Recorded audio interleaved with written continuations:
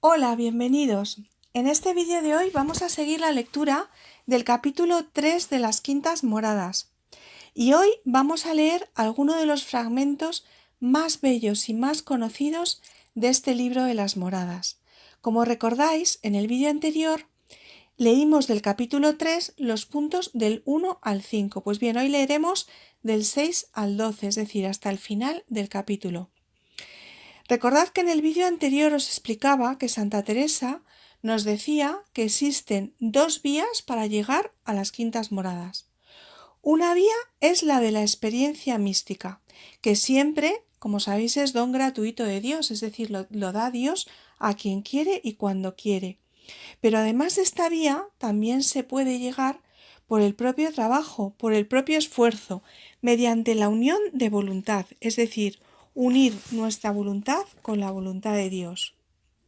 Pues bien, en los puntos que vamos a leer hoy de este capítulo, Santa Teresa nos va a seguir hablando y explicando sobre qué es esto de la unión de voluntad con Dios y cómo se consigue.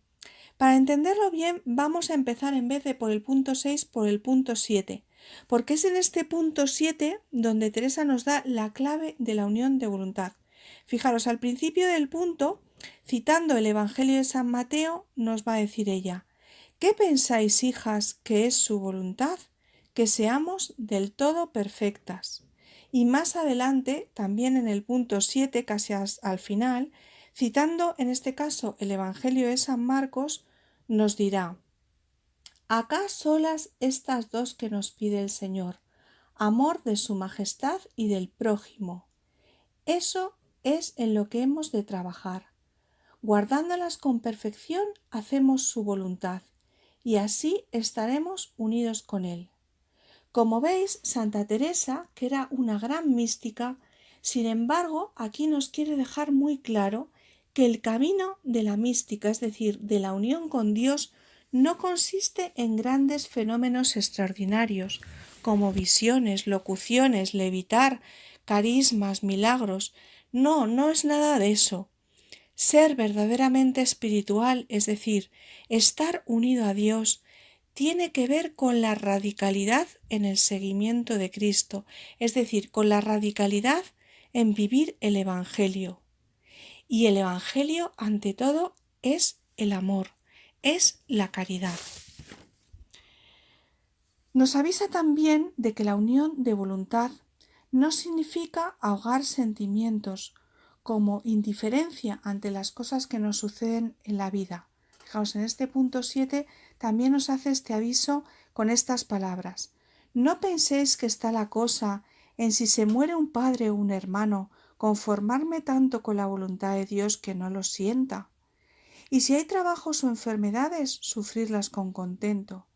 No, esto nos dirá ella que no es la unión de voluntad, sino indiferencia o estoicismo. Lo verdaderamente importante es el ejercicio del amor a Dios y del amor a nuestros hermanos.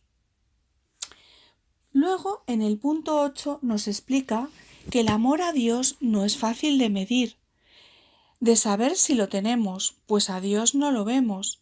Entonces, para saber si realmente estamos amando de verdad, lo que nos tenemos es que fijar en cómo vivimos el amor al prójimo. Aquí aparece uno de los textos más conocidos de la Santa, en el que nos dice que el amor al prójimo, es decir, las obras de amor, son las que nos dan la medida del amor a Dios. Así nos lo dice la Santa. La más cierta señal de que, a mi parecer, hay de si se guardan estas dos cosas es guardando bien la del amor al prójimo, porque si amamos a Dios no se puede saber, aunque hay indicios grandes para entender que le amamos, mas el amor del prójimo sí. Luego, en el punto 9, veremos que advierte que para amar a los hermanos con perfección no nos va a bastar el amor humano, el que procede de nosotros mismos, sino que necesitamos el amor de Dios. Es decir, es necesario que Dios nos dé su amor, su mismo amor, para poder amar a nuestros hermanos con el amor de Dios. Por lo tanto, el amor a Dios es la raíz. También nos va a decir que el amor se expresa con obras y empezando por las obras menudas, es decir, por las cosas pequeñas. No se puede pretender amar en cosas enormes, en grandes acciones de amor, si uno no es capaz de amar en las cosas pequeñas del día a día. Y al final del punto nos advierte mucho que el demonio tratará de engañar a estas almas para hacerles creer que andan muy subidas en esta virtud del amor y también en la humildad, y que no sea cierto. Y nos dice la señal por la cual podemos hacer el discernimiento de si verdaderamente tenemos estas virtudes y nos han sido dadas por Dios o no. Y es el siguiente. Para distinguir si los sentimientos de amor y humildad son verdaderos, estos siempre vienen acompañados con paz y siempre con humildad y no producen ni vanagloria ni soberbia. En cambio, cuando estas virtudes realmente no son verdaderas o no están muy crecidas o son muy pequeñas, pues esos actos que creemos hacer de gran amor en realidad están llenos de soberbia y de vanagloria. Y en el punto sexto, que como sabéis lo hemos dejado apartado al principio, no lo hemos mencionado, pero os lo quiero mencionar aquí porque ahí también advierte Santa Teresa a las almas de las quintas moradas que aunque ya tienen unida su voluntad con Dios en esa unión de las quintas moradas, pero aún les queda camino. No son ya perfectas, todavía queda todo el recorrido de las sextas y séptimas moradas y advierte que quedan algunos defectos. Ella señala, por ejemplo, pues que queda amor propio, que quedan todavía juicios al prójimo, que quedan faltas de caridad. Son imperfecciones y el Señor las va a ir trabajando. Fijaros en esa labor de purificación que hace el Señor a lo largo de todo el recorrido del castillo, pues va purificando con su acción, es decir, de forma pasiva, muchas de estas imperfecciones que quedan en el alma para ir haciéndola perfecta. Y en los puntos 10 y 11, Santa Teresa nos habla del problema del discernimiento de las almas orantes. Ya sabéis que Santa Teresa siempre dice que hay que andar en verdad, hay que saber si la oración es verdadera. ¿Y cuál es el verdadero criterio para saber si la persona es de oración, si la oración es verdadera o es imaginación suya? Pues el criterio es también el mismo, el amor al prójimo expresado con obras y también la humildad. Nos hablará Teresa con ironía de personas que aparentan tener una oración muy subida, ser muy místicas, pero que luego sus obras no expresan ni humildad, ni amor al prójimo, ni amor a la cruz. Entonces, ahí la oración está siendo un engaño. Cuando la oración es verdadera, hace crecer precisamente en estas virtudes. Dice que ella se da cuenta de esto, dice, háceme ver cuán poco entienden el camino por el que se alcanza la unión. Estas almas, ¿no? que están como muy concentradas en su oración, pero que luego sus obras no expresan ese amor. Y después encontramos un párrafo muy famoso en el que en lenguaje coloquial y con gran confianza en sus monjas, Santa Teresa señala qué es lo verdaderamente importante. Fijaros, os lo voy a leer este párrafo tan conocido.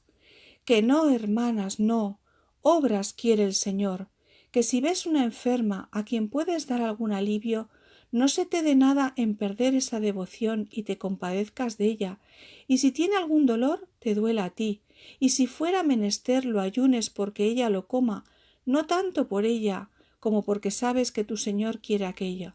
Esta es la verdadera unión con su voluntad, que si vieres loar mucho a una persona, te alegres más mucho que si te lo hacen a ti. Finalmente, en el punto 12, el último ya de los que vamos a leer, ella recuerda que había hablado de todas estas cosas, de toda la importancia que tiene el amor y la caridad en otros libros que ya había escrito y más en concretamente en el Camino de Perfección capítulo 7 y en las fundaciones en el capítulo 5. Pero vuelve a la misma idea. Lo importante es pedir al Señor que nos dé perfección en el amor al prójimo. Y nos anima diciendo que le dejemos hacer a Él. Es decir, que verdaderamente la perfección en el amor al prójimo es una virtud, es una gracia que nos infunde Dios, ¿no? Es también gracia de Dios. y Él nos la dará si se la pedimos. Él dice Teresa que se la pidamos con convencimiento porque nos la quiere dar. Y también que nos esforcemos nosotros, ¿no? ¿Y cómo hay que esforzarse? Pues la santa es muy práctica y en este punto nos va a dar ejemplos muy concretos. Por ejemplo, hacer la voluntad de los otros y no la nuestra, aunque eso suponga perder nuestros derechos. Olvidar nuestro bien para procurar por delante de nuestro bien el bien de los otros. Hacer trabajos para quitarle el tener que hacerlo a otros.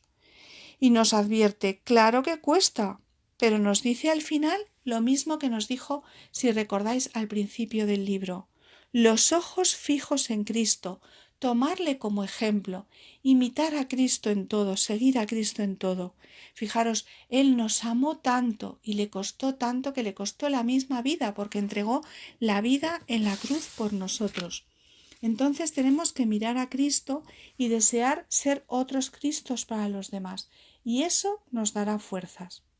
Pues bien, os dejo con estas páginas y con estas palabras tan bonitas de Santa Teresa que tenemos que leer hoy justamente y tan llenas del Espíritu Santo.